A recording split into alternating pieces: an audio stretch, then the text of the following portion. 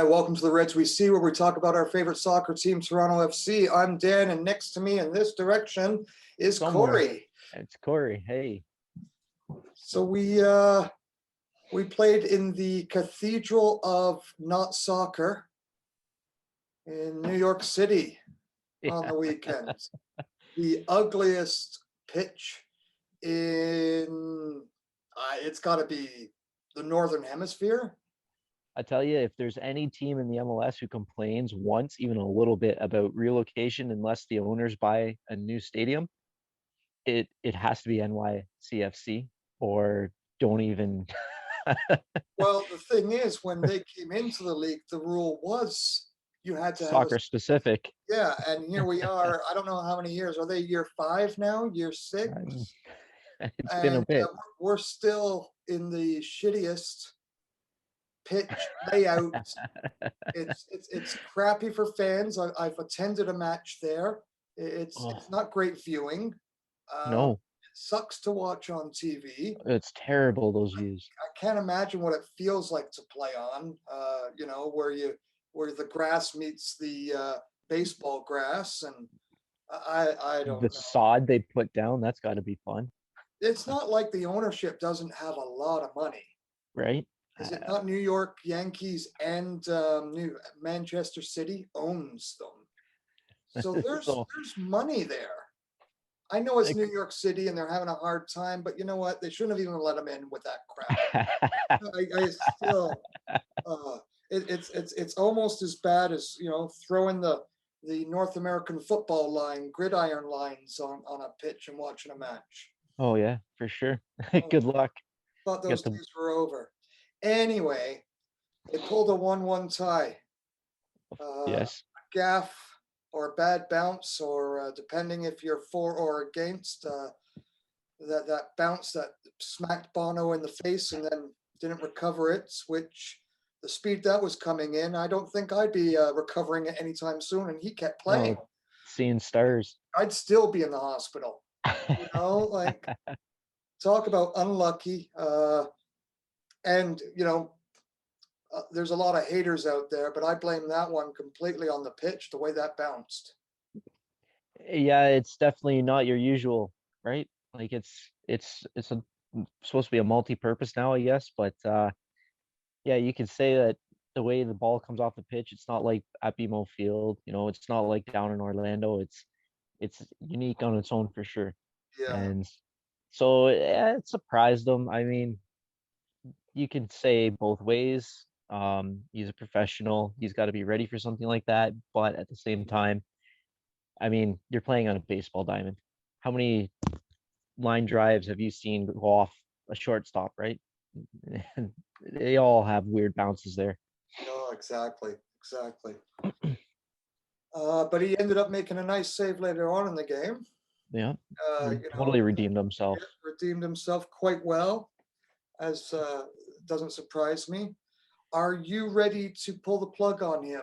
As so many people online have a better knowledge in their own minds that if we put Westberg in, everything will change and we will never lose again. So, if you've ever seen any episode of the Reds We See, we are both Bono fans. We believe in him. He's obviously shown he can play and he can take the team where they need to be. The midweek game against the defending champions was a clean sheet. You can't say Bono is obviously a top-notch player. He is a top-notch goalkeeper, and I'm pretty sure any team in the league would be happy to have him. That being said, though, I am interested in seeing Westberg in the lineup simply because they have two number one goalies, right? So keep both of them in, keep the hot one running as best as possible. And then, you know what? Westberg's hasn't seen any time yet, any minutes. So if he's feeling up to it, yeah, I'd say put him in for a match and see where it goes. Don't turn your back on Bono. There's no need, there's no point. I mean, Westberg goes down, gets cold. Any sort of combination of things can happen, and you still have Bono there. Of course, you should bring him back once in a while to let him get his minutes back and stay in form. But I would agree with seeing Westberg in the lineup at least, in the next couple matches if he's back. I don't want to see Bones lose his starting position, at least until all of us get to see a full team in front of him. Yeah, Uh, 100%. the whole team's better when it's actually our best 11. So let's talk about where are our best 11 and why are we not seeing them? We've got at least 3 or 4 more games, I think, until we see Pozuelo hit the pitch for the first time in the season. That would be 8-9 games in. So a third of the season is pretty much missed. Well, he came in late to the season, was it 2 years ago? Right? So, and look what TFC did then. So you know what? I think if he's 100% back from injury, there's no telling what he could do. I mean, I don't know if he's gonna get the accolade of MVP 2 years running, but he'll definitely bring his game back up to speed for sure.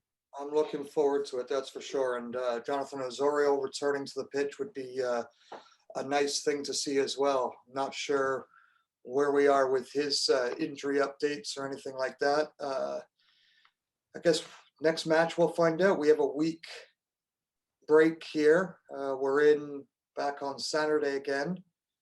Mm-hmm. Maybe some bodies will make the pitch and make us all happy as fans. New signing. That's it, right? Good to see Dwyer and Lawrence playing, right? They made a pretty good impact. There was that controversial play on the the Schaffelberg goal, his first in the MLS, of course. I think NYC went over a little easy on that play, but it was all right.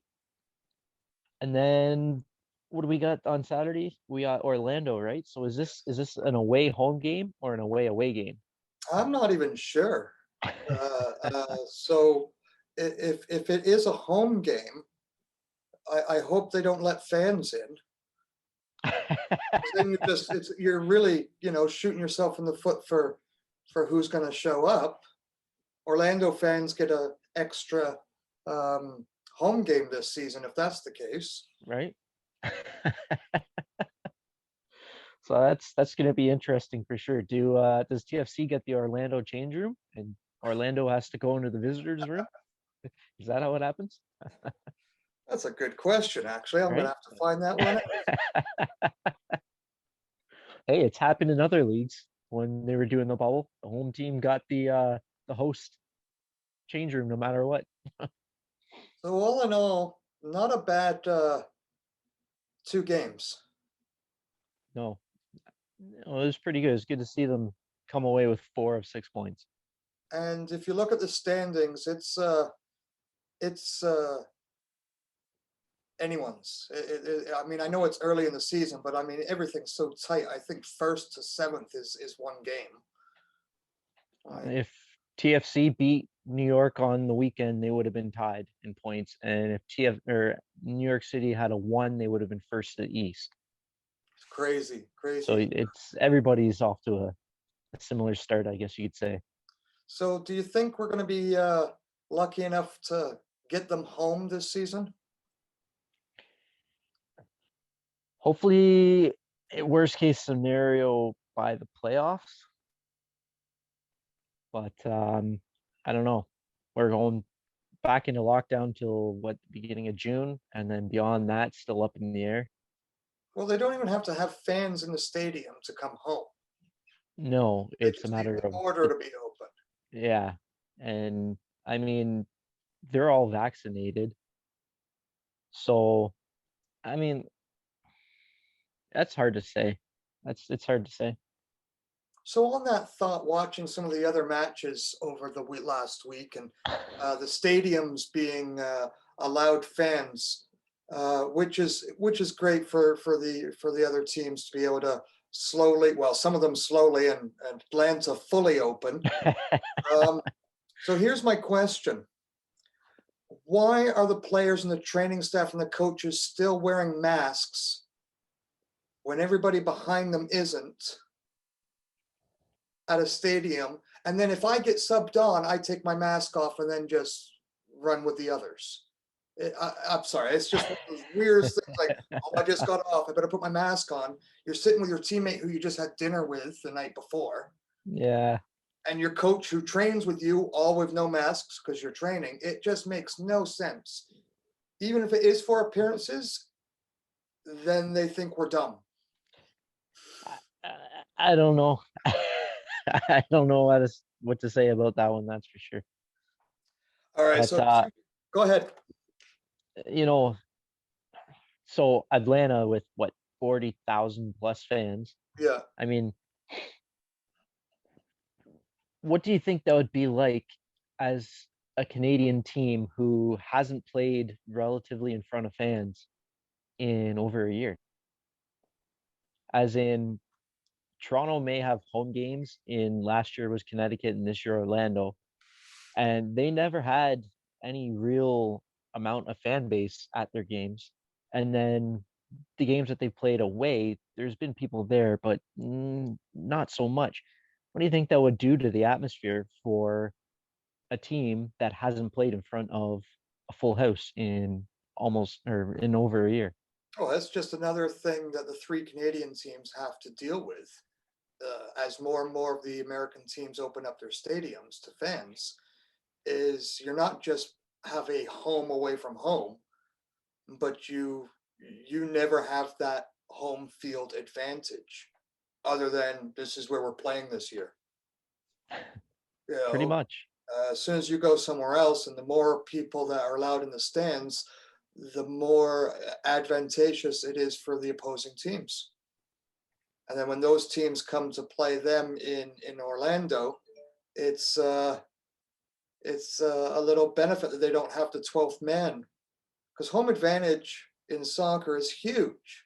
Oh, look what happens at BMO Field. That place is it's the fortress, This is that our house. it's a tough place to play. We make sure of it. I can't wait till we all get back there and make it tough for everybody again. That's it. Until then, we'll keep watching on the telly. We'll keep posting these things, giving our little bit of fan take, smiling, not smiling, you know. But I'm happy. 4 points out of 6. We're getting on the table. That's it. That's all you can hope for, right? I will see you next Monday after we get our 3 points That's it. Another three on in the board, Orlando, against Orlando, at home, I but think. away. But at home, but away. I'll see you then, mate. All right. Cheers. Bye.